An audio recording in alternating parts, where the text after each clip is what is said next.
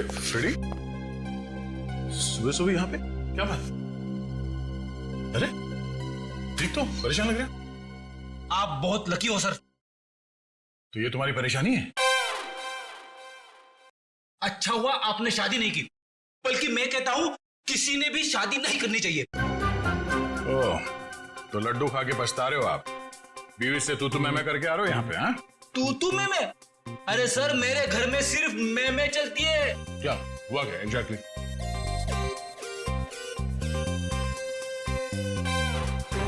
कैसी दिखती है मेरी बॉडी? एकदम फिट लगता हूं कि नहीं? हाँ हाँ, बिल्कुल फिट है। मगर मेरी पत्नी मुझे फैट कहती है। ओह, अब फिट और फैट के बीच में अंतर है कि नहीं? बिल्कुल। मगर उसे कौन समझाएगा? कल रात को मैं खटिया पे सोने गया तो खटिया टूट गई। टूट गई? हाँ, इसमें मैं क्या करूं? खटिया पुरानी थी। कहने लगी तुम्हारा वेट बढ़ गया है। तुम एक्सरसाइज नहीं करते? तुमने एक्सरसाइज करना छोड़ दिया? टाइम कहां से निकालूं सर? दिन में सीआईडी की ड्यूटी, शाम को वाइफ की ड्यूटी। अब इस बीच में मैं जिम कब जाऊं सर? मैंने उससे कहा कि तू शाम को अकेली बाजार जाया कर ताकि मुझे जिम जाने के लिए वक्त मिले, लेकिन नहीं, भड़क गई मेरे पे। कहने लगे कि तू पहले तो बहुत टाइम निकालता था, मेरे इर्द गिर्द भौरे की तरह घूमता था, लेकिन अभी 1 घंटे की फुर्सत भी नहीं है तुम्हारे पास। मैं क्या करूं सर? ये तो बहुत गलत हुआ, कुछ करना पड़ेगा। एक काम करते हैं, भाभी को फोन लगा के बात करता हूं मैं उनसे। अरे नहीं सर। क्या हुआ? मरवा दोगे? क्यों? अगर उसे पता चला ना कि मैं कंप्लेंट लेकर आपके पास आया हूं, तो वो मायके चली जाएगी घर की चाबी लेकर, और फिर मुझे आपके घर में ही रहना पड़ेगा। ओह, मतलब मामला सीरियस है, रिस्क नहीं ले सकते हैं। क्या करेंगे? सिवाय अफसोस के मैं तो कुछ नहीं कर सकता। मेरे पास एक उपाय है। क्या? भाभी को लगता है कि तुम फैट हो, फिट नहीं हो, है ना? तो तुम फिट हो जाओ। कैसे? एक्सरसाइज करके। और ऐसी एक्सरसाइज बताऊंगा जो तुम ऑफिस में बैठे बैठे भी कर सकते हो। मगर हाँ, जब फुर्सत मिले तभी करना। नहीं तो इसी बीच आपको पता चल गया ना तो तुम्हें नौकरी से निकाल देंगे। अरे, है ना? एक मिनट। हाँ, हेलो,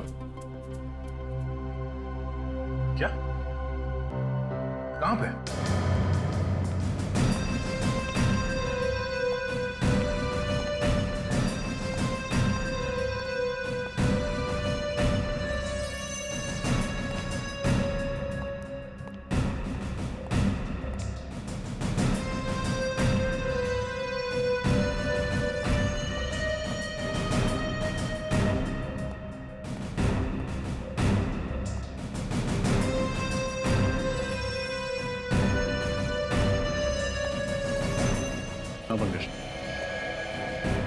इस बेचारे के बारे में सोच रहा हूँ सर। जिस कैंची से इसने अपने बाल कटाए, उसी से अपने प्राण गंवाए।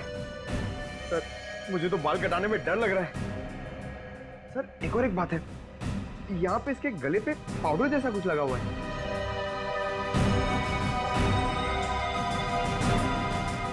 हाँ शंभू जी, बताइए क्या हुआ यहाँ पर? क्या देखा आपने? साहब रोज मॉर्निंग वॉक पे जाया करते थे और आते वक्त हमेशा दरवाजे पे लगा हुआ अखबार उठा लेते थे। आज सुबह जब मैं काम पर आया तो मैंने देखा अखबार वैसे ही दरवाजे पे लगा हुआ है।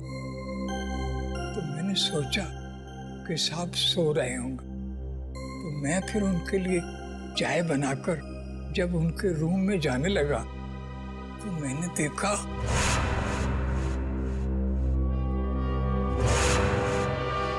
बड़ी अजीब बात है ना। जिस कैंची से कुमार जी के बाल कटवाए वही कैंची नाई ने उनके छाती में भोंक दी। ऐसा क्या हुआ होगा दोनों के बीच में जो नाई ने कुमार जी को ऐसा मार डाला? सर लगता है नाई ने बस आवेश में आकर इनका खून कर डाला, नहीं तो इतने सारे सबूत पीछे क्यों छूट जाता। हाँ, पर रजत क्यों?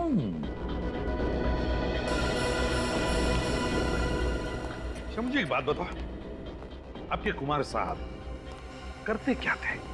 ये छोटे छोटे धंधे वाले जो लोग हैं ना, उनको कर्जा दिया करते थे। अच्छा, कर्जा देते थे। वैसे आप कितने सालों से काम कर रहे हैं यहाँ पर? वो जब स्कूल जाते थे। घर के बाकी परिवार वाले कहाँ पर हैं? मेम साहब तो बच्चों के साथ अपने मायके गई हैं दिल्ली। मैंने उनको फोन कर दिया है। एक बात बताओ, क्या कुमार जी अपने बाल घर पर ही कटवाते थे? नहीं साहब, पहले ऐसा कभी नहीं हुआ। वो तो हमेशा सैलून में जाके बाल कटवाया करते थे। मतलब पहली बार उन्होंने घर में बाल कटवाए? इतनी रात गए? हाँ जी। रेडी? इस घर की एक एक चीज को अच्छी तरह से देखो, एक एक सबूत उठाओ और फोरेंसिक लैब भेज दो। रजत, कुमार जी के नाई का पता लगाओ। उठाओ उसे। कुमार के नाई को बुलवा लिया? हाँ सर, इसका नाम सुंदर है और पिछले 4 सालों से कुमार के बाल यही काट रहा था। ये सुंदर, ये कुमार तुमसे ही बाल कटवाते थे? जी सर, 4 साल पहले जब मैंने अपनी दुकान की शुरुआत की थी, तब से ही कुमार जी सिर्फ मुझसे ही बाल कटवाते थे और लगभग हर महीने 5 तारीख को वो दुकान पर आ जाते थे। अच्छा, जब कुमार जी का खून हुआ तो आप कहाँ थे? सर, मैं अपने दोस्तों के साथ 10 से 12:30 के शो के लिए गुड मूवी हॉल में सिनेमा देखने गया था। आप चाहें तो मेरे दोस्तों से ही पूछ सकते हैं। इसकी जरूरत नहीं पड़ेगी। पूर्वी, गुड मूवी हॉल का सीसीटीवी फुटेज चेक करो, देखो क्या सुंदर सच बोल रहा है या पिक्चर के बीच में जाकर कहीं आया तो नहीं। पंकज, जब तक फुटेज चेक नहीं होता चाय कॉफी पिलाओ इसे। हैं? एक बात समझ में नहीं आ रही, जो आदमी, मेरा मतलब है कुमार, हर महीने के 5 तारीख को ही बाल कटवाता था, उसी रात, मौत की रात 11 बजे ही बाल कटवाने की उसे क्या जरूरत पड़ी? सर, ये भी पता चला है कि बैंड्रा में एक आदमी का खून हो गया है और उसे भी कुमार की तरह मारा गया। उसकी लाश को फॉरेंसिक लेके आ रहे हैं सर। 2 खून एक तरीके से, कहीं दोनों खूनों में कोई संबंध तो नहीं? विजीत, अब तो ये साणुंख ही बताएगा क्या संबंध है इन दोनों खून में। हाँ साणुंख, उस सलून किलर के बारे में क्या पता चला? बॉस, खूनी बहुत ही पेशेवर हेयर स्टाइलिस्ट है। उसके हाथों में हुनर है अच्छे बाल काटने का। साणुंखे साहब, क्राइम सीन पर जो सारी चीजें मिली थी, कपड़े, कैंची, बाल, उनसे कुछ और पता चला? कुछ खास नहीं रजत। खूनी इतना होशियार है कि उसने जरा भी, बिल्कुल भी अपनी उंगलियों का निशान नहीं छोड़ा, कहीं भी। यहां तक कि कैंची पर भी अपना कोई उंगलियों का निशान नहीं छोड़ा। लेकिन एक खास बात है बॉस जो पता चली है। वो क्या? बॉस, याद है इन दोनों के गले पर हमें पाउडर मिला था। साणुंखे साहब, बाल काटने के बाद हेयर ड्रेसर गले पे पाउडर लगाता ही है। हाँ, लेकिन ये एक लाइट ग्रे कलर का पाउडर, और इनफैक्ट तो बॉस ये पाउडर था ही नहीं। साणुंखे, पाउडर नहीं है तो फिर क्या है? सब वो राख है, वो भी इंसान के अस्थियों की राख। क्या? राख? इंसान की अस्थियों की राख? हाँ बॉस, और 2 अलग अलग आदमियों की राख। और उस राख का डीएनए करने से पता चला कि जिन लोगों की राख है वो आपस में रिश्तेदार थे। दोनों आदमी थे, इसलिए रिश्ते में वो दोनों या तो भाई भाई थे या फिर बाप बेटा। भाई भाई या बाप बेटे? मतलब ये खूनी जिस कैंची से बाल काटता है उसी कैंची से खून करता है उन लोगों का, और फिर उनके गले पर इंसान की अस्थि की राख लगाता है। बड़ी अजीब बात है ये। हेलो, क्या? कहां हुआ ये? उसके हाथ में बंदूक थी, कैंची थी। आप वहीं रुकिए, हमें भी पहुंचता है। क्या हुआ सर? कहीं कोई ऐसी लाश तो नहीं मिली है? अभी तक तो नहीं सर। हाँ, एक औरत का फोन था, किसी आदमी ने पार्किंग लॉट से उसके हस्बैंड को अगवा कर लिया। उसके हाथों में कैंची थी। अगवा करने वाले के हाथ में कैंची थी? कैंची? तो फिर रजत यही है, ये कैंची वाला हमारा खूनी, यही है ये hair stylist, salon killer.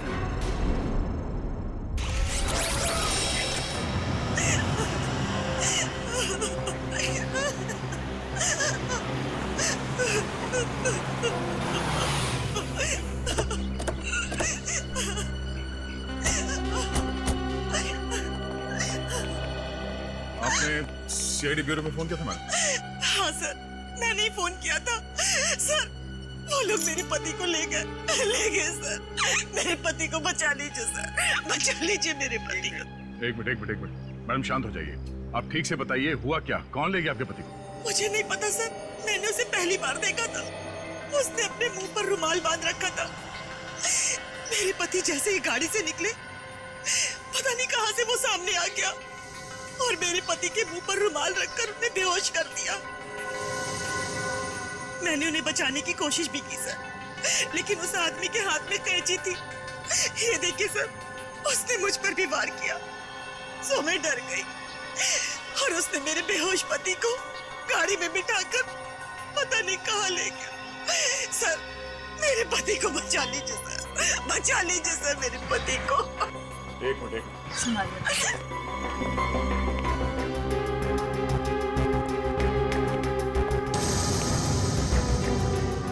Sir, यहाँ पे एक रुमाल पड़ा हुआ है।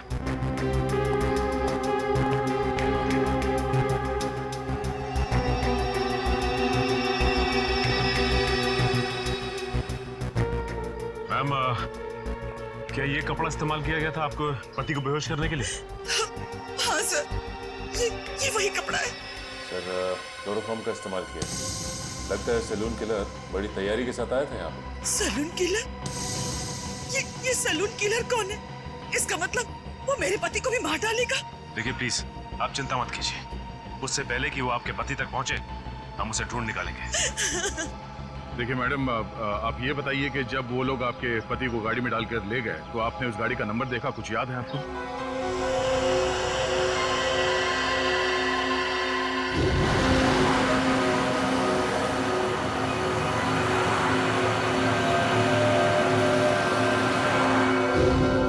नहीं सर, नंबर प्लेट पे तो काला रंग लगा हुआ था, लेकिन गाड़ी के पीछे साइड पे कांच पे एक स्टिकर चिपका था जिसमें Q1 लिखा था। Q1? क्या उस स्टिकर पे कोई म्यूजिकल साइन भी बना हुआ था? हाँ, था। श्रेया, तुम इस Q1 के बारे में कुछ जानती हो? हाँ सर, Q1 एक दुकान है जहाँ गाड़ियों के म्यूजिक सिस्टम्स बेचे जाते हैं। ओह, गाड़ी के नंबर प्लेट को काली करने से उसने सोचा कि वो बच जाएगा। बेवकूफ आदमी। Q1 music.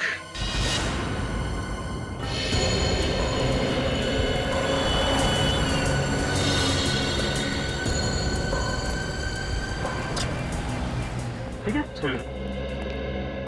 बोलिए सर, मैं आपको किस तरह का म्यूजिक सिस्टम दिखाऊं?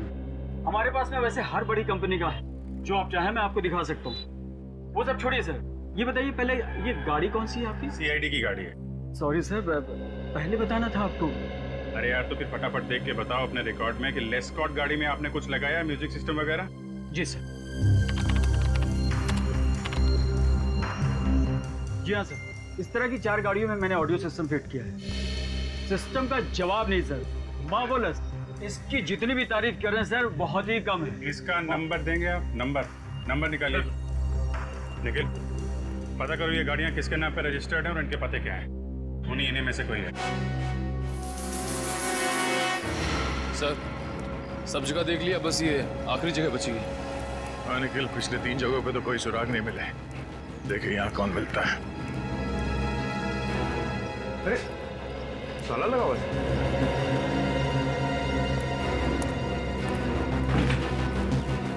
क्या बात है सर? हम लोग सीआईडी से हैं। हमें मिस्टर सुमुख से मिलना है। उनके नाम पे एक गाड़ी रजिस्टर्ड है XY35 MT645।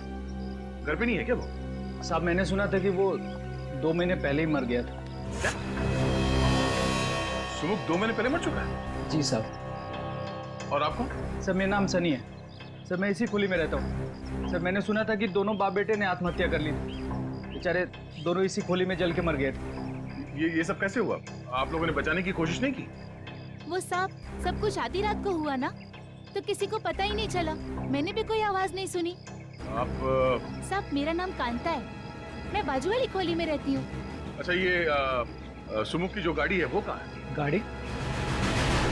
क्या सुमुख के पास गाड़ी थी? साहब, हमने तो कभी नहीं देखी। और सुमुख तो चल ही नहीं पाता था साहब, तो गाड़ी कैसे चलाता? सुमुख चल नहीं पाता था? जी नहीं। मधुसूदन को जिस गाड़ी में किडनैप किया गया वो गाड़ी सुमुख के नाम पर रजिस्टर्ड है और सुमुख चल नहीं सकता था। ये क्या राज है तो दरवाजा खोलने के बाद ही पता चलेगा।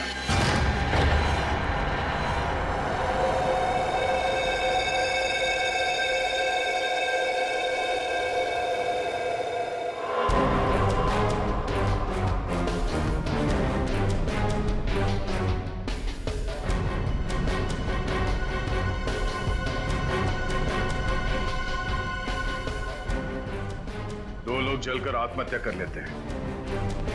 जब तक दोनों जलकर पूरी तरह से राख नहीं हो जाते यहाँ पड़ोसियों को कुछ पता तक नहीं चलता। बड़ी अजीब बात है। मतलब सर आपको शक है कि सुमुख और उसके पिता ने आत्महत्या नहीं की, उन दोनों को किसी ने जला के मारा था और अब कोई उनकी मौत का बदला ले रहा है? हाँ, और वो आदमी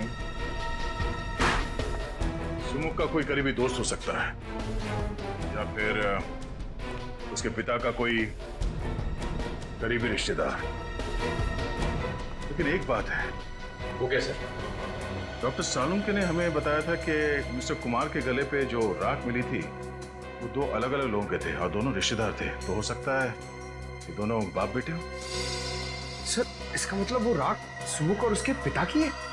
हाँ मुझे शक तो है और कंफर्म करना बहुत जरूरी है। एक काम करो, डीएनए टेस्ट के लिए उनके बाल उठा लो यहाँ से और बाथरूम से टूथब्रश और घर की अच्छी तरह से तलाशी लो।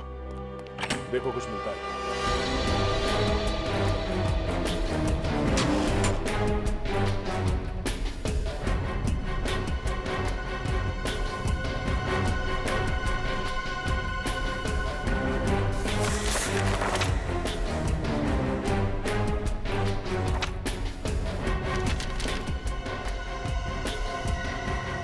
सर ये एनवलप मिला है सर।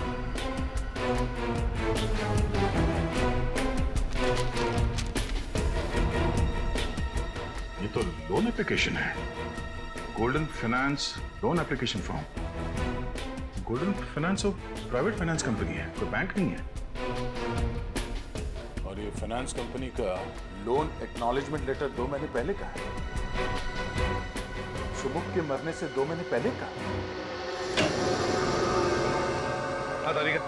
क्या पता चला? तो सुमुख के घर से जो टूथब्रश और बाल के सैंपल आप लोगों ने भिजवाए थे उसकी डीएनए टेस्ट की रिपोर्ट आ गई है। और नतीजा? Perfect match. दोनों लाशों के गले पे पाई गई राख सुमुख और उसके पिताजी की ही है। मतलब मेरा शक सही निकला। कोई तो है जो सुमुख और उसके पिता की मौत का बदला लेना चाहता है। लेकिन सर ये समझ में नहीं आता कि मिस्टर पार्थ और मिस्टर कुमार को मारने से पहले उन्हीं ने उनके बाल क्यों काटे? एक क्राइम सीन को एक सैलून का रूप क्यों देना चाहता है? सबसे पहले हमें यह पता लगाना चाहिए कि ऐसे कौन करीबी लोग हैं सुमुख और उसके पिताजी के जो उनकी मौत का बदला लेना चाहते हैं, और फिर इन दोनों ने आत्महत्या ही क्यों की? सर ऐसा भी तो हो सकता है कि किसी ने उन दोनों को मार डाला हो और आत्महत्या दिखा रहा हो। और सर मिस्टर पार्थ और मिस्टर कुमार को खूनी ने उनके घर में ही मारा, लेकिन मिस्टर मधुसूदन को उसने अगवा कर लिया जानबूझ के। हो सकता है मधुसूदन को किसी खास जगह ले जाकर के मारना चाहता हो। आदे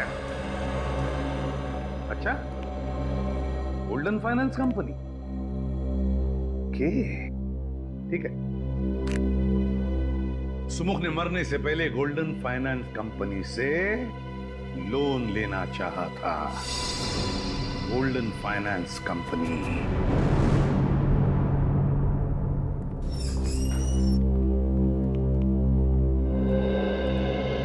hello sir, welcome to Golden Finance. कहिए मैं आपकी क्या मदद कर सकती हूँ? देखिए हम लोग सीआईडी से हैं और आपकी कंपनी के मालिक रघुवीर से मिलना चाहते हैं। सीआईडी से? क्या बात है सर? हमें उनसे कुछ पूछताछ करनी। कहाँ है वो? सर रघुवीर सर तो नहीं है और आज वो ऑफिस में भी नहीं आने वाले। क्यों नहीं आने वाले? सर उनके पार्टनर मिस्टर पार्थ की हत्या हुई थी तो आज उनकी शोक सभा है, तो सर वहीं पे गए हैं। पार्थ? ये वही पार्थ तो नहीं जिनका बांद्रा में खून हो गया? जी सर वही। अच्छा, क्या पार्थ और रघुवीर कंपनी में पार्टनर्स थे? काफी समय से वो दोनों साथ में काम कर रहे थे और ज्यादातर फैसले मिस्टर पार्थ ही लिया करते थे। Thank you very much. Okay sir. पता लगाना पड़ेगा ये सुमुख पार्थ को जानता कैसे था और फिर उसने पार्थ को मारा क्यों। मैं बिल्कुल अकेली रह गई। आपके बिना मेरे जीवन में कोई मतलब नहीं। मैं कैसे जीऊंगी? एक्सक्यूज मी, रघुवीर। मिस्टर रघुवीर। ठीक है, मैं ही रघुवीर। माफ करना, इस समय आपको डिस्टर्ब कर रहे हैं हम लोग सीआईडी से हैं। जी सर। मिस्टर पार्थ आपके बिजनेस पार्टनर थे? जी हाँ सर। 20 साल पहले मैंने एक कंपनी शुरू की थी जो पिछले 10 साल से घाटे में जा रही थी। पार्थ अगर उसे ज्वाइन नहीं करता तो कंपनी डूब जाती सर। मैं रोड पे आ जाता। बहुत अच्छा आदमी था सर। अच्छा, आपने कभी किसी मिस्टर कुमार या मधुसूदन का नाम सुना? नहीं सर, मैं इन दोनों लोगों से नहीं मिला और ना ही कभी पार्थ के मुंह से इनका नाम सुना है। लेकिन क्या हुआ सर? मिस्टर कुमार का भी खून ठीक उसी तरह से हुआ है जैसे मिस्टर पार्थ का हुआ है और हमें शक है कि मधुसूदन को भी उसी खूनी ने अगवा किया है। खैर, अब ये बताइए कि आपको किसी पे शक है? नहीं सर, मुझे किसी पे शक नहीं है। पार्थ बहुत ज्यादा प्रोफेशनल था। वो अपने घर और काम से मतलब रखता था। ना तो उसकी कोई बुरी सोबत थी और ना ही उसे कोई बुरी आदत थी। मिस्टर पार्थ ने कभी सुमुख नाम के किसी आदमी के बारे में कुछ बताया आपको? सुमुख? हाँ, सुमुख नाम के एक आदमी ने हमारी कंपनी में एक लोन के लिए अर्जी दी थी 25 लाख रुपए की। लेकिन पार्थ ने उसे रिजेक्ट कर दिया था। ओह, और उन्होंने ऐसा क्यों किया था, कुछ पता है? नहीं सर, लेकिन एक बात जरूर है, पार्थ को अगर लगता था कि कोई आदमी हमारा पैसा नहीं लौटा पाएगा तो वो उसकी अर्जी नामंजूर कर देता था और उसका ये फैसला हमेशा ठीक होता था सर। इसलिए हमारी कंपनी फायदे में चल रही थी। थैंक यू रघुवीर, थैंक यू। तो शायद सुमुख ने मिस्टर कुमार और मधुसूदन दोनों से भी कर्जा मांगा होगा। वैसे उनकी तो कोई भी फाइनेंस कंपनी नहीं थी। लेकिन कभी कभी बिजनेसमैन ऊंचे ब्याज पर कर्जा दे दिया करते हैं। एक काम करो, मिस्टर कुमार और मधुसूदन इन दोनों के परिवार वालों को और उनके ऑफिस में जितने लोग काम करते हैं उन सबको ब्यूरो बुलाओ। सर, ये कुमार जी की पत्नी है और ये मधुसूदन जी की पत्नी है। और सर, ये दोनों मधुसूदन जी की कंपनी में काम करते हैं। सर, मेरे पति का कुछ पता चला? वो सही सलामत तो है ना? देखिए, आप बिल्कुल चिंता मत कीजिए। आपके पति को हम सही सलामत वापस ले आएंगे। हम पूरी कोशिश कर रहे हैं। वैसे मिस्टर कुमार छोटे छोटे बिजनेस में इन्वेस्ट करते थे, है ना? और मिस्टर पार्थ की कंपनी लोगों को बिजनेस के लिए पैसे उधार देती थी। तो क्या वैसे ही मधुसूदन जी भी व्यापारियों को पैसे उधार देते थे, लोन देते थे? जी हाँ सर, वैसे तो हमारा टेक्सटाइल का बिजनेस है, लेकिन मेरे पति लोगों को बिजनेस के लिए प्राइवेट लोन भी दिया करते थे। आप लोग मधुसूदन जी के ऑफिस में काम करते हैं। जरा याद करके बताइए, कोई सुमुख नाम का आदमी आया था क्या उनसे लोन मांगने के लिए? हाँ सर, 3 महीने पहले मिस्टर सुमुख की लोन एप्लीकेशन आई थी। लेकिन सर ने उसे लोन देने के लिए मना कर दिया था। ये सुमुख तो मर चुका है और यहाँ तक कि उसके पिता की भी मौत हो चुकी। तो फिर कौन है जो ये सब कर रहा है? कोई ऐसा आदमी जो सुमुख और उसके पिता की मौत का बदला लेना चाहता है, करीबी रिश्तेदार या दोस्त। हाँ अभिजीत, पता लगाना ही पड़ेगा इनके रिश्तेदार और दोस्तों के बारे में। पता लगाना ही पड़ेगा। शोभा जी, तो आप मालकिन इस चौल की? होई साहिब, गरीब और मुसीबत के मारे लोगों की मदद करती हूँ, उनको खोली भाड़े पे देती हूँ। वो Sahib social service. Social service? Social service करते करते यहाँ पे रहने वाले लोगों की पहचान पत्र की कॉपी नहीं लेती आप? राशन कार्ड वगैरह कुछ नहीं मिला हमें यहाँ से।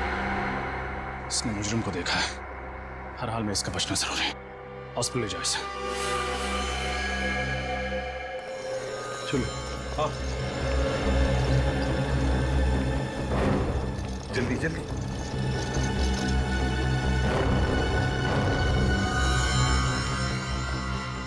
आप लोग यहीं ठहरिए, इसका ऑपरेशन करना होगा। देखिए डॉक्टर साहब, इस आदमी के बयान पर 2 लोगों की जान दांव पर लगी है। 2 लोगों की जान? मैं कुछ समझा नहीं। डॉक्टर साहब, हमें खूनी को ढूंढ रहे हैं। उसने 2 खून किए और 2 लोगों को पकड़ के रखा है, और उसके बारे में सिर्फ यही बता सकता है। अभी यही देखिए, उसको होश ऑपरेशन के बाद ही आएगा। वो बहुत बह चुका है। मैं आपसे कोई वादा नहीं कर सकता। हाँ, मैं अपनी तरफ से पूरी कोशिश करूंगा। कोई तो रास्ता होगा जिससे थोड़ी देर के लिए तो होश में आ सकता है। प्लीज डॉक्टर साहब, ऑपरेशन में वक्त लगेगा और इसे होश भी पता नहीं कब आएगा। उन 2 लोगों की जान बचाने के लिए 1-1 मिनट कीमती है। अगर ऐसा है तो एक रास्ता है, हम इसे होश में ला सकते हैं। क्या? अगर ऐसा है तो एक रास्ता है, हम इसे होश में ला सकते हैं। क्या? मैं इसको एड्रेनालाइन का इंजेक्शन देता हूँ। नर्स, जल्दी जाओ। उसको देने के बाद इसको तुरंत होश आ जाएगा, लेकिन उसका असर कुछ देर तक रहेगा। लेकिन उसके बाद इसे फौरन ऑपरेशन थिएटर ले जाना होगा, और मैं आपको 1 सेकंड भी नहीं दे सकता उसको। ठीक है।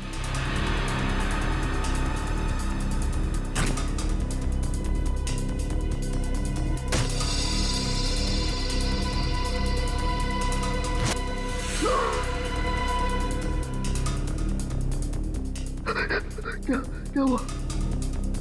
मैं कहाँ हूँ? चौल में किसी ने तुम पर गोली चलाई थी। कौन था वो आदमी? सुमुख का भूत लकी भाई को उठा ले गया।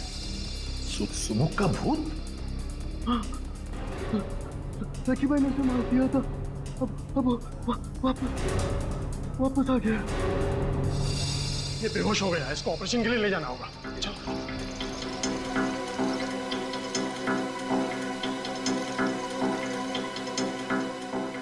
सुमुख जिंदा है?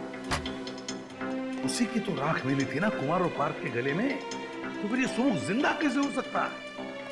अगर सुमुख जिंदा है तो वो राख थी किसकी, और इस वक्त सुमुख कहाँ है? इसका जवाब तो वो अकाउंटेंट देगा। लकी का सबसे विश्वासु अकाउंटेंट। उठाओ उस अकाउंटेंट को।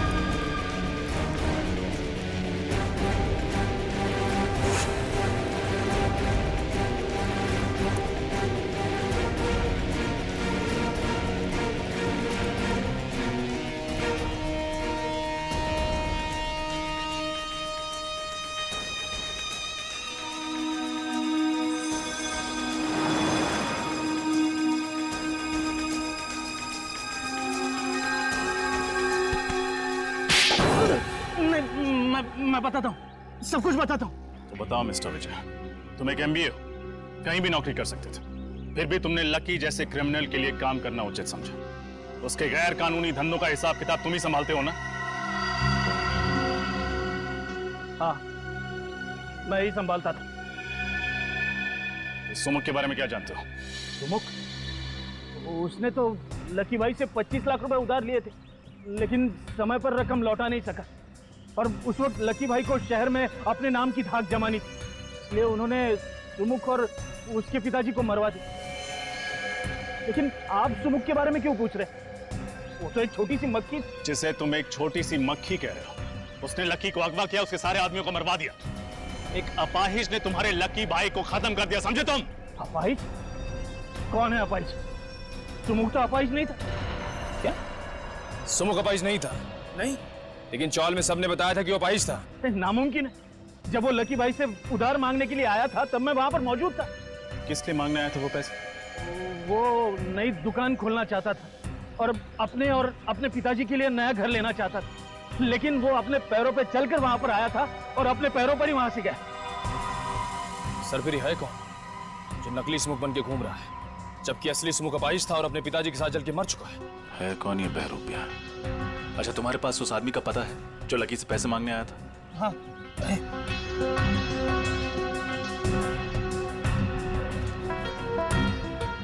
मांडवा गली खोली नंबर 4।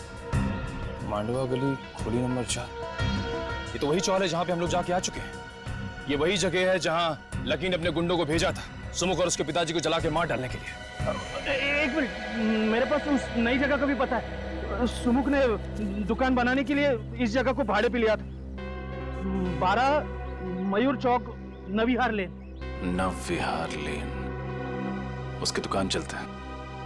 बहुत कर ली उसने तो। तुम पागल हो गए हो क्या? ये क्या बेवकूफी है? देखो मुझे जाने दो, मैंने तुम्हारी मदद की हो, तुमने मुझे जबरदस्ती बांध के रखा हुआ है।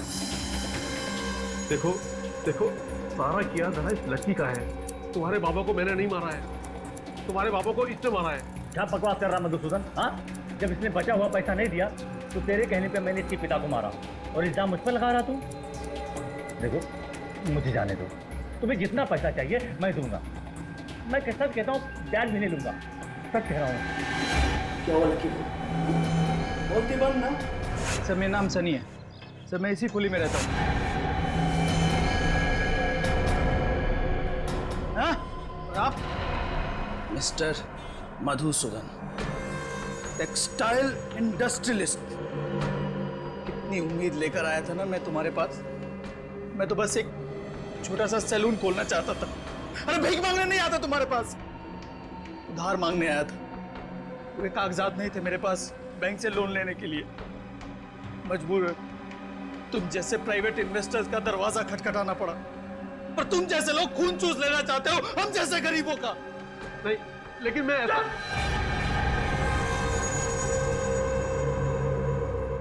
लकी भाई, एक किस्त देने में देर कर देने पर कोई किसी के बाबा और उसके निर्दोष बेटे को चलाकर मार सकता है क्या? हाँ? गलती हुई है, माफ कर दो प्लीज। अब मैं माफी मांग रहा हूँ। इसके बहकावे में आ गया था मैं, इसके मधुसूदन के, इसीलिए मैंने किया था। लेकिन सुनो, मुझे एक बात समझ में नहीं आई। मैंने तुम्हें और तुम्हारे पिता को जलाकर मार डाला था, तुम जिंदा कैसे बच गए? तुम्हारे बेवकूफ गुंडों ने मुझे नहीं मारा, मेरी जगह मेरे निर्दोष अपाहिज भाई को जलाकर मार दिया, समझे? क्या तुम्हारा छोटा भाई भी था? मेरा छोटा भाई भी था, वो चल नहीं सकता था। आखिर क्या दोष था मेरे भाई मृदुल का? उसको सुमुख समझकर इसके गुंडों ने जलाकर मार दिया। मधुसूदन, तुम यही सोच रहे हो ना कि आखिर अभी तक मैंने तुम्हें जिंदा क्यों रखा है? क्योंकि तुम मुझे अच्छा आदमी समझते हो और सिर्फ चेतावनी देकर छोड़ना चाहते थे। तेरी वजह से मैंने अपने पूरे परिवार को खो दिया है। तुझे बहुत बड़ी सजा दूंगा। तेरी आंखों के सामने मैं लकी का खून करूंगा ताकि तू देख सके कि मरते वक्त कितना दर्द होता है। उसके बाद मैं तुझे मारूंगा ऐसे ही, ताकि तू एक बार नहीं बार बार मर सके। तुम ऐसा नहीं कर सकते लकी, तुम कुछ करो। हाँ मधुसूदन, मैं करता हूँ तुम्हारे अपने लिए कुछ। हाँ देखो प्लीज मुझे छोड़ दो प्लीज। सुमुख, सीआईडी, आप लोगों को इस जगह के बारे में किसने बताया? लकी के अकाउंटेंट, और तुम्हारा खेल खत्म। माफ कर दीजिए सर, मैं ऐसा नहीं था सर। बदले की आग में मैं अंधा हो गया था। मैं तो एक सीधी सादी जिंदगी जीना चाहता था। मैं एक हेयर स्टाइलिस्ट बनना चाहता था, लेकिन मेरे बाबा स्कूल टीचर थे। उन्हें मेरा ये बाल काटने का काम पसंद नहीं था, लेकिन मैंने भी ठान ली थी कि मैं हेयर स्टाइलिस्ट बनूंगा। जब मैंने एक सैलून में नौकरी करना शुरू किया, मेरे बाबा ने मुझसे रिश्ता ही तोड़ लिया था। और तुम्हारे पिताजी शोभा जी की चौल में चले गए रहने के, और तुम भी उनके पीछे पीछे वहां चले गए और उसी चौल में रहने लगे। हाँ सर, जैसे ही मुझे पता चला कि बाबा और मृदुल वहां रहने लगे तो मैं भी वहां शिफ्ट हो गया। लेकिन मेरे बाबा तो मुझसे गुस्सा थे। उन्होंने चौल में किसी को नहीं बताया कि मैं उनका बेटा हूं। पर मैंने भी ठान ली थी कि अपना खुद का एक सैलून खोलूंगा और बाबा को साबित कर दूंगा कि एक हेयर स्टाइलिस्ट बन के भी एक इंसान कामयाब हो सकता है, उसे इज्जत मिल सकती है। और इसीलिए तुमने लोन लेने के बारे में सोचा? हाँ हाँ सर, पर फिर भी मुझे बैंक से लोन नहीं मिल पाया। एक बार मैंने कोशिश भी की, बाबा को गारंटर के तौर पर लोन के कागजात पर साइन कराने के लिए कहा, लेकिन मेरी उनसे बहस हो गई।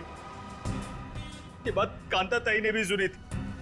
पार्थ और कुमार उन लोगों ने भी मुझे कर्जा देने से मना कर दिया था सर। और आखिर में सलून खोलने के लिए तुमने लकी से पैसे उधार लिए, क्यों?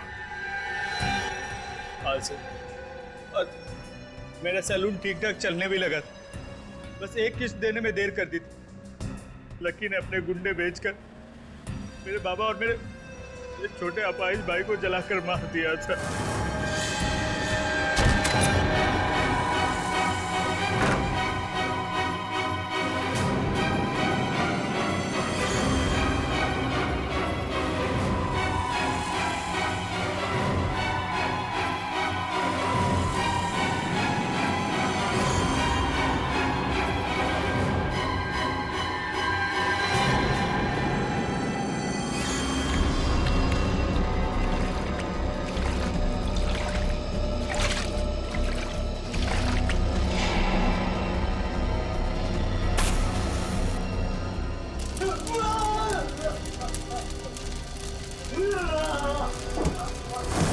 और दुनिया के सामने तुमने अपने भाई की जगह खुद को मार डाला। हाँ सर, मुझे मेरे पिताजी और मेरे भाई की मौत का गम बहुत सता रहा था। मुझे चैन से नींद नहीं आ रही थी, इसलिए मैंने बदला लेने की ठान ली थी। फिर मैंने उनको एक कमाल का हेयर कट दिया। सबको मैंने एक एक करके मार डाला। जब तक फांसी का फरमान नहीं आ जाता, जेल में बैठ के दूसरे कैदियों को हेयर कट देते रहना। और तुम लोगों को भी सुमुख के पिता और उसके भाई के खून के इल्जाम में फांसी ही होगी।